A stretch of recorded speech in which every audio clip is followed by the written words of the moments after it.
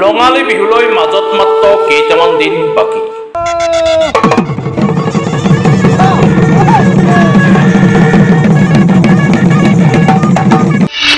হেঁপাহৰ বিহুটিক আদৰিবলৈ ৰাজ্যবাসীয়ে চলাইছে ব্যাপক প্ৰস্তুতি।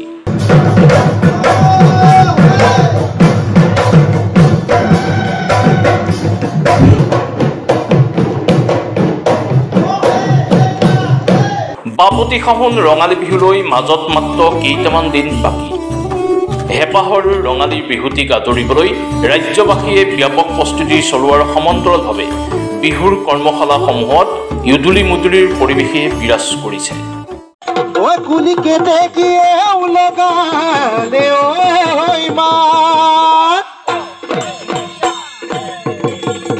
আমারে নাচনি ও খাজি কাছি আহিলে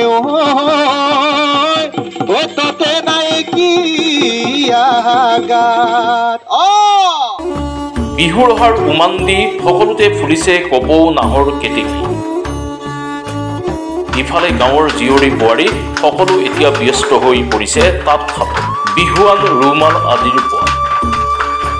তাৰ সমান্তৰালকৈ ঢেঁকীত চিৰা পিঠাৰ খুন্দাত ব্যস্ত হৈ পৰিছে গ্ৰাম্যাঞ্চলৰ বহু মহিলা। ৰঙালী বিহুলৈ মাত্ৰ কেইটামান দিন বাকী থকাৰ অৱস্থাত গছ গছনিসমূহৰ কুঁহিপাত মেলিবলৈ ধৰিছে। আনহাতে ৰঙালী বিহুৰ উপলক্ষে ঠায়ে ঠায়ে বিহুৰ আখৰা আৰু বিহুৰ কৰ্মশালাৰ অনুষ্ঠিত হোৱাৰো পৰিলক্ষিত হৈছে।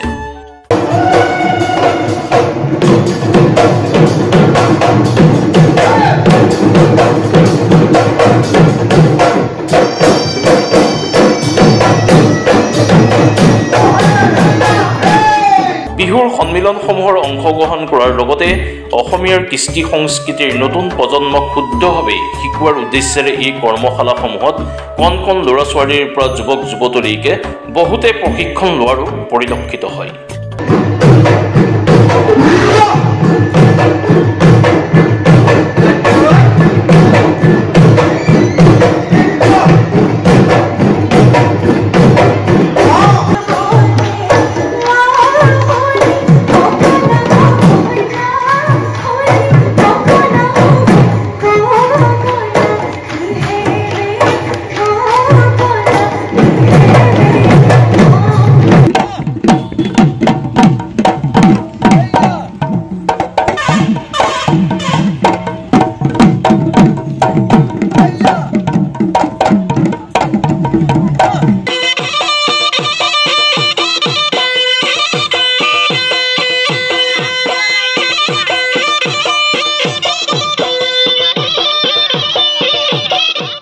কৰ্মশালাসমূহত বিহুৰ নাচ, হুঁচৰি, ঢোল বাদন আদিৰ প্ৰশিক্ষণ প্ৰদান কৰা হৈছে।